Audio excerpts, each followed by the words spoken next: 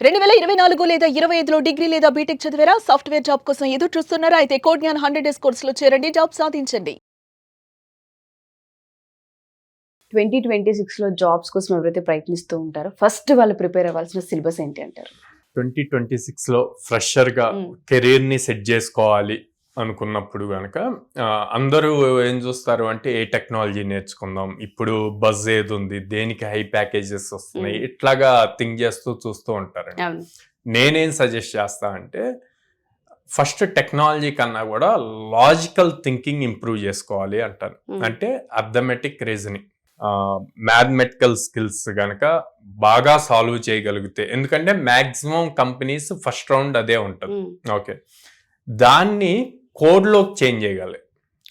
Okay, maths లో ఏదైతే solve చేస్తామో లాజిక్స్, దాన్నే మళ్ళీ సేమ్ కోడ్ లో కూడా సాల్వ్ చేయగలగాలి. ఓకే, ఈ కోడ్ లో సాల్వ్ చేయడానికి ఏదో ఒక టెక్నాలజీ కావాలి. ఏదో జావా కావాలి, పైథాన్ కావాలి, లేదు అంటే C++ ఇట్లా కూడా ఉంటాయి. వాటికి నెక్స్ట్ లెవెల్ ఇంక ఉండదు కాబట్టి జావా పైథాన్ తీసుకుంటే గనక మనం వాటికి మళ్ళీ ఫ్రేమ్ వర్క్స్ నేర్చుకోవచ్చు అనమాట. సో వీళ్ళు ఆల్రెడీ కంప్యూటర్ సైన్స్ స్టూడెంట్స్ అయ్యుండి ప్రోగ్రామింగ్ మీద ఇంట్రెస్ట్ ఉండుంటే గనక జావా చూజ్ చేసుకుంటారు. లేదు మేము అసలు complete non IT background sir, ఇప్పుడు ఐటీకి వస్తున్నాము అంటే గనక పైథాన్ చూజ్ చేసుకుంటారు. సో పైథాన్ చూజ్ చేసుకున్నప్పుడు ఏం కావాలి మళ్ళీ అన్నది ఇంపార్టెంట్. సో జావాలో కొన్ని కాన్సెప్ట్స్ ఉంటాయి, పైథాన్లో కొన్ని కాన్సెప్ట్స్ ఉంటాయి. జావా వచ్చేసి multi threading, collections, frameworks వచ్చేసి స్ప్రింగ్ బూట్, ఇవి మైక్రో సర్వీసెస్ ఏపీఐస్ రాయటానికి, ఇవి ఇంపార్టెంట్. అదే పైథాన్కి వచ్చేసి generators, keywords, and then Django framework, rest API ఫ్రేమ్ వర్క్స్లో ఫాస్ట్ ఏపీఐ. సో ఇవి చాలా ఇంపార్టెంట్. ఇట్లాగా ఒక్కొక్కటి ప్రాపర్గా నేర్చుకుంటూ లాజిక్స్ ని ఏదైతే మీరు మ్యాథ్స్ లో సాల్వ్ చేశారో దాన్ని కూడా కోడ్ లో సాల్వ్ చేశారు అంటే గనక మీకు స్ట్రాంగ్ ఫౌండేషన్ ఉన్నట్టు, కోడింగ్ స్కిల్స్ బాగా ఉన్నట్టు అనమాట.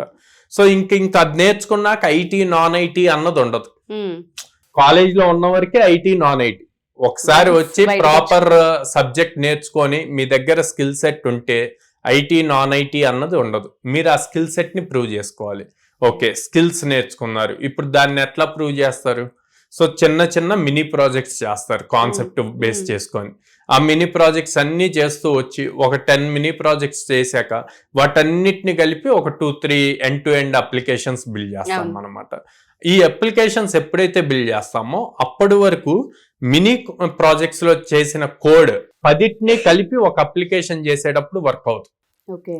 అప్పుడు మళ్ళీ న్యూ కోడ్ రాయాలి. అప్పుడు నీ మైండ్ థాట్ ప్రాసెస్ చేంజ్ అవుతుంది, నువ్వు అప్లై చేస్తున్న లాజిక్ చేంజ్ అవుతుంది. మళ్ళీ మనకేంటి, అప్లికేషన్ రన్ చేస్తే ఫ్రాక్షన్ ఆఫ్ సెకండ్స్ లో అది వర్క్ అవ్వాలి. సో అప్పుడు ఆ లాజిక్ చేంజ్ అవుతుంది. అంటే స్టెప్ బై స్టెప్ ఎప్పుడైతే మీరు నేర్చుకుంది ప్రాక్టికల్ గా చేయగలుగుతారో అప్పుడు మీరు ఇంకా ఇన్ డెప్త్ నేర్చుకోవటానికి స్కోప్ ఉంటుంది. సో అందుకే ప్రాక్టికల్ ఎక్స్పోజర్ అన్నది చాలా ఇంపార్టెంట్. సో ఇలా ప్రాపర్ గా ఓ టెక్నాలజీ తీసుకొని ప్లాన్ చేసుకుంటూ end to end applications build చేయగలిగారు అంటే గనక మీకు 2026 ఇయర్ లో మీ కెరీర్ స్టార్ట్ చేయడానికి కావాల్సిన స్కిల్ సెట్ ఉంటుంది. మీరు చెప్పిన దాని ప్రకారం స్కిల్ ఏదైతే మినీ ప్రాజెక్ట్స్ నుంచి ఎండ్ టు ఎండ్ ప్రాజెక్ట్స్ వరకు వాళ్ళు చేయగలగాలి అని, ఆ ప్రాక్టికల్ నాలెడ్జ్ అంతా మన కోడ్ జ్ఞాన్లో ఇచ్చి వాళ్ళని 100 డేస్లో ట్రైన్ చేసి జాబ్కి మనం పంపించే అవకాశం ఉంటుంది అంటారా? మనం అలా డెవలప్ చేయగలమా అంటే పిల్లల్ని ఇక్కడ? ప్రతి స్టూడెంట్ని లైక్ సిన్స్ డే 1 నుంచి కూడా ప్రాజెక్ట్ ఓరియంటెడ్ కరికులమే ఫాలో అవుతామండి. అంటే ఎవ్రీ 1 వీక్కి ఒక ప్రాజెక్ట్ చేయాలి. ఒక కాన్సెప్ట్ తీసుకొని ఆ కాన్సెప్ట్ బిల్డ్ చేయాలి అంటే ఏమేమి టాపిక్స్ కావాలి, ఆ టాపిక్స్ నేర్చుకుంటూ వీళ్ళు ఈ కాన్సెప్ట్ ని ఫిల్ చేస్తూ ఉండాలి ఆ ప్రాజెక్ట్ ని. సో అట్లాగా మనకి 17 వీక్స్ ఉంటుంది ప్రోగ్రామ్. అంటే 100 వర్కింగ్ డేస్ వస్తుంది అనమాట, 4.5 months. సో ఈ 17 వీక్స్ లో 12 వీక్స్ అంటే దాదాపు 12 మినీ ప్రాజెక్ట్స్ చేస్తారు. ఓకే, 12 మినీ ప్రాజెక్ట్స్ చేసి 13th వీక్ నుంచి 17th వీక్ వరకు 3 to 4 అప్లికేషన్స్ బిల్డ్ చేస్తారు, complete end to end applications వాళ్ళు ఓన్ గా. సో మెంటర్ గైడెన్స్ బేస్ చేసుకొని చేస్తూ ఉంటారు. అప్పుడు ఆటోమేటిక్ గా స్కిల్ వస్తుంది. అండ్ ఇంటర్వ్యూస్కి వెళ్ళినప్పుడు కూడా రెజ్యూమ్ లో వీళ్ళు ఏదైతే మెన్షన్ చేస్తారో వాటి మీదే క్వశ్చన్స్ ఉంటాయి కాబట్టి అవి ఆల్రెడీ మన మాక్ ఇంటర్వ్యూస్ లో కవర్ అవుతాయి ఆ క్వశ్చన్స్. సో ఈజీగా క్రాక్ చేయడానికి పాసిబిలిటీ ఎక్కువ ఉంటుంది ఓకే. సో మన దగ్గర ఇలా ప్రాక్టికల్ నాలెడ్జ్తో పాటు ఒక స్టూడెంట్ జాబ్ క్రాక్ చేసే విధంగా ఆ గైడెన్స్ వాళ్ళకి కావాల్సిన హెచ్ఆర్ రౌండ్ కావాల్సిన బేసిక్ ఏవైతే ఉంటుంటాయో ఏమేమి అందించే అవకాశం ఉంటుందంటే సార్ Code9లో, ఎస్పెషల్లీ So, పేరెంట్స్ కోసం అడుగుతున్నాను ఈ yeah. పాయింట్. ఎవ్రీ డే మనకి 6 hours క్లాస్ ఉంటుంది. ఆ క్లాస్ అయిపోయాక ఈవినింగ్ మళ్ళీ ఎగ్జామ్ ఉంటుంది. ఈ జరిగిన క్లాస్ బేస్ చేసుకొని ఎగ్జామ్ ఉంటుంది. సో స్టూడెంట్ కి అక్కడ క్లారిటీ వస్తుంది ఆ టాపిక్స్ లో ఎందులో స్ట్రాంగ్ గా ఉన్నాడు, ఎందులో స్ట్రాంగ్ గా లేరు అని చెప్పి. And every week Saturday or Friday ఒకరోజు వైట్ పేపర్ మీద ప్రోగ్రామింగ్ టెస్ట్ ఉంటుంది. ఎందుకు అంటే మీరు డైరెక్ట్ ఫేస్ టు ఫేస్ రౌండ్కి వెళ్ళినప్పుడు మీకు ల్యాప్టాప్ అవి ఇవ్వకుండా వైట్ పేపర్ ఇచ్చి దాని మీద లాజిక్ రాయమంటారు. సో అది అలవాటు అవ్వాలి అంటే వాళ్ళు ఫస్ట్ వీక్ నుంచే వాళ్ళకి అది అలవాటు అవ్వాలి.